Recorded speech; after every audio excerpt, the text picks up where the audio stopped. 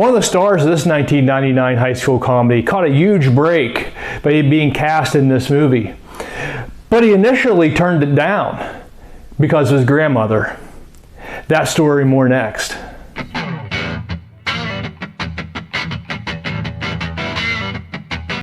Hi everyone, welcome to Retro Flicks. This is your channel for TV and movie retrospectives. Today we're going to look at a movie that is based off a book that was written in the mid-90s.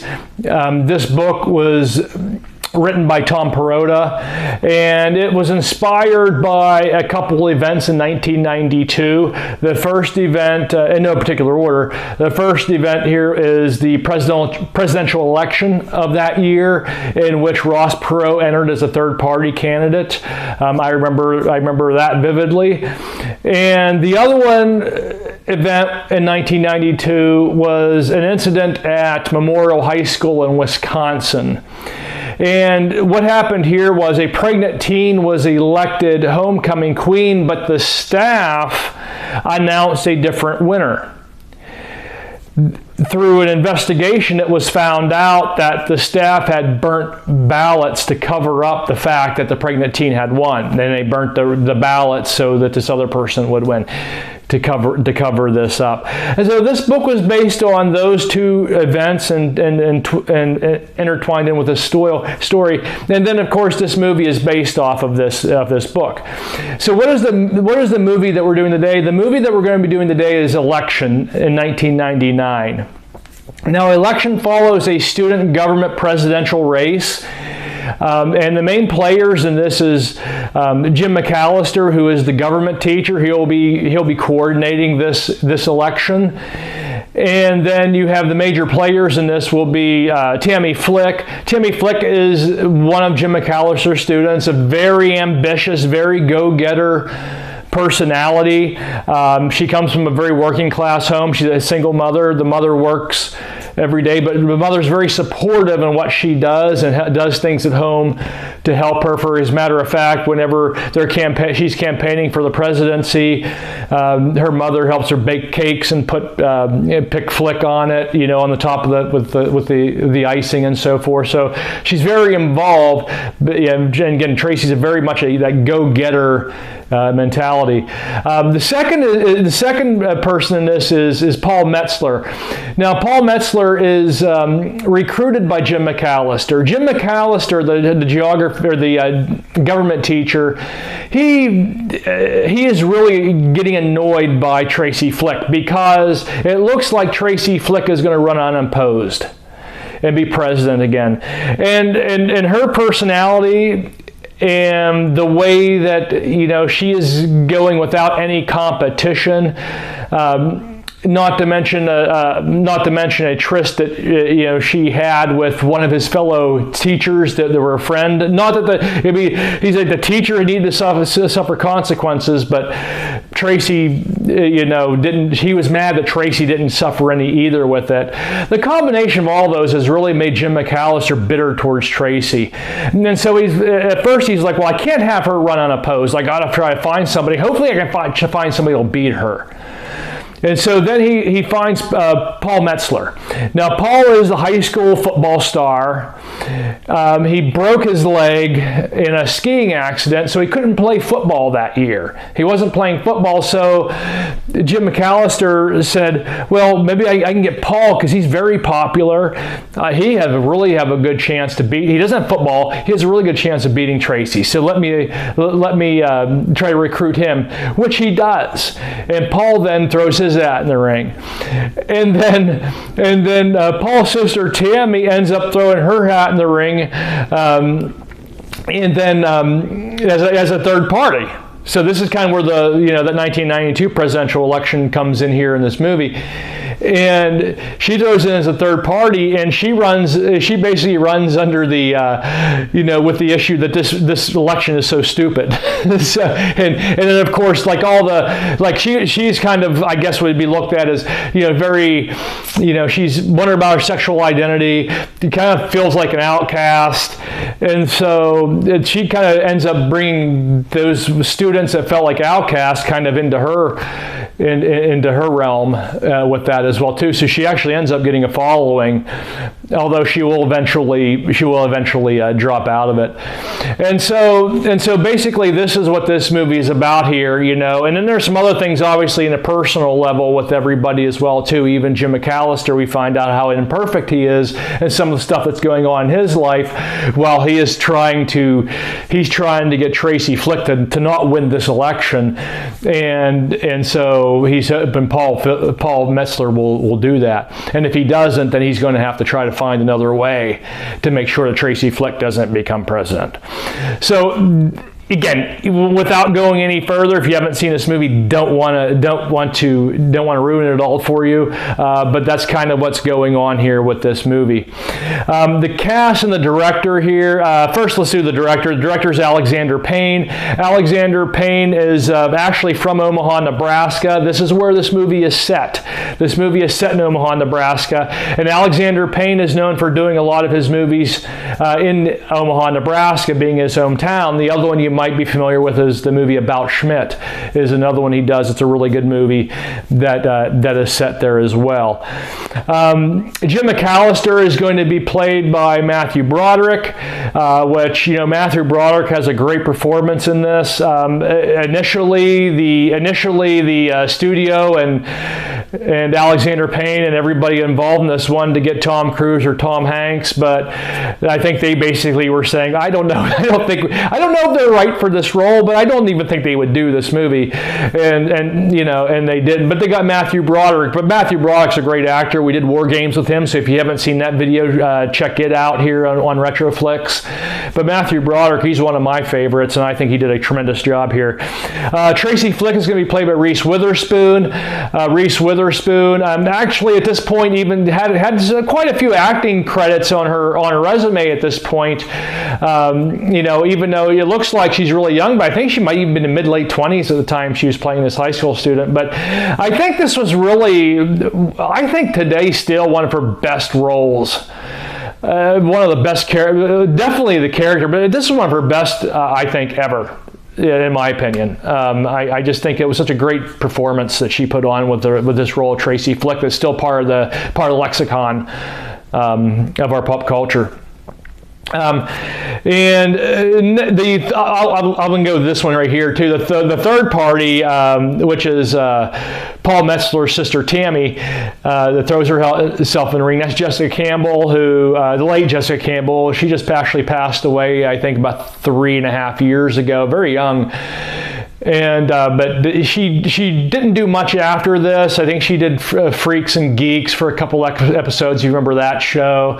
And she was in one other one I'm blanking on right now, but I know she did a couple episodes of Freaks and Geeks. And then right after that, she left acting and went into another career.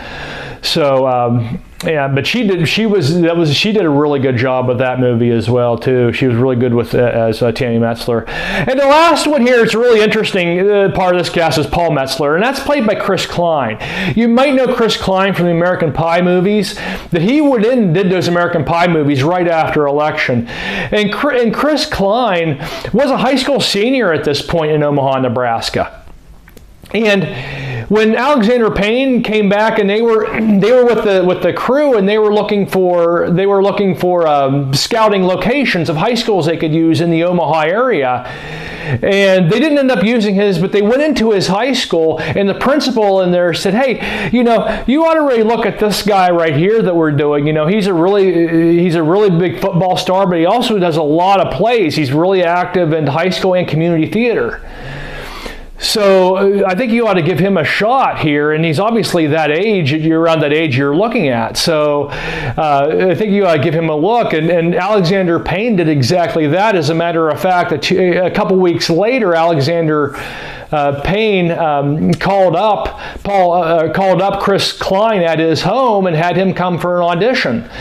And Chris Klein came and auditioned for it, and he wasn't the only one to audition, but he went and auditioned for it, and Alexander Payne gave him the role. He was like, I think you're the best one for this role, and would you take this role?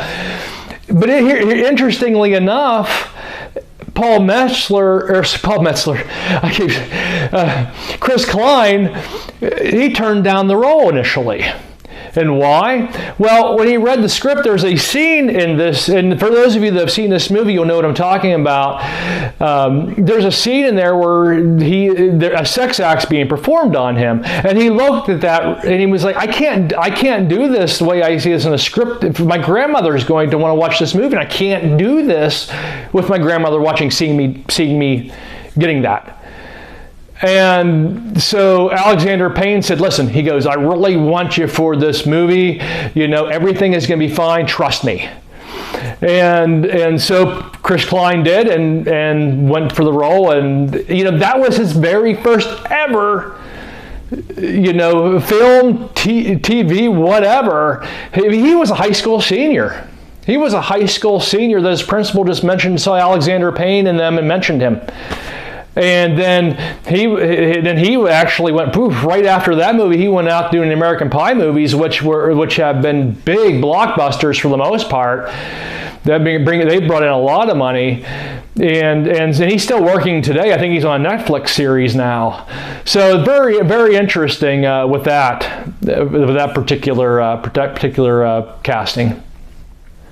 And talking about in terms of the box office, as I mentioned earlier in the video, this was not successful at the box office. It brought in about 17 million, and the budget, I've seen different figures on the budget. I've seen anywhere from this movie on a $10 million to $25 million budget. So, but you know, even if you kind of split the difference there, you know, there's not much, if any, depending on where you are. There might be a little profit, or they lost a lot of money, depending on the scale. But the fact of the matter is, regardless of where it was there, it wasn't successful in the box office. And in fact, in 1999 receipts, it was about 112th. So, but it was really critically acclaimed. This is one of those ones where it was really lauded as a really fine movie, even though it didn't do very good in the box office. And now, of course, this isn't the only one. That's quite a few movies, and I think actually there's quite a few movies in the mid and late '90s, particularly 1999, which was a great year for movies. But a lot of them didn't do really all that well in the box office, but then got cult followings later down the line through even through VHS still at that time, and then of course DVDs not far down the line. But that's what really helped election, was the VHS and the DVD after that, and then it got that following and really catapulted it into a cult classic. And again, that's what I did. I got the VHS. I found it in a bargain bin sometime. I hadn't heard of it. I don't remember hearing of it back at that time. And I watched it. I go, this is a great movie. I got it for like $4 in a bargain bin. And I still had a VCR, obviously I had a VCR still. So yeah, so it really got steam after that. This movie garnered several awards despite the disappointing box office results. It got an Academy Award nomination for Best Adapted Screenplay. It got a Golden Globe nomination for Reese Witherspoon for Best Actress in a Motion Picture, Comedy, or Musical, and an Independent Spirit Award, Best Feature Film in 1999. But it was a well-done movie and a very good movie, but did not do very well at the box office. It caught fire a little bit later there. But you can see with the awards, and if you go on, you can see how many people really enjoyed this, even in the critics. And I talked about this before. I don't normally allow critics to tell me how I really think about a movie. I mean, I look at their opinions, but I don't allow them to choose for me. But I think it's really interesting in this one, knowing that and feeling the same way as they do on this one, but also seeing that but the box office, people weren't catching on to it, at least then anyway. So very, very, very interesting, but very good movie, and I really would encourage you to watch this. If you've seen it before but haven't for a long time, look at it again. If you haven't seen this, please go and look at it and see what you think of it. I think you'll find a very good movie. Very funny. It's kind of dark though for a high school movie, and that's the other thing about it too. It's got like a dark comedy to it as well for being in a high school movie genre.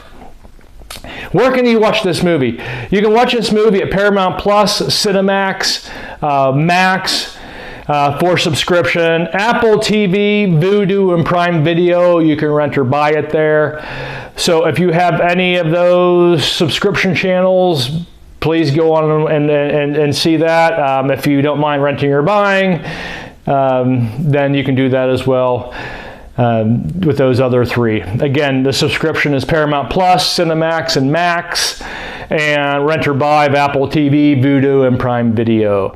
Thank you again for being here. I really enjoy this, and so I will see you the next time here, as soon as I can. I might try to make another one this week if I can. Like I said, things are a little bit busy now with my move and so forth, so I'll be on when I can. If I have a little bit of time here, I'm going to try to get some more episodes on here.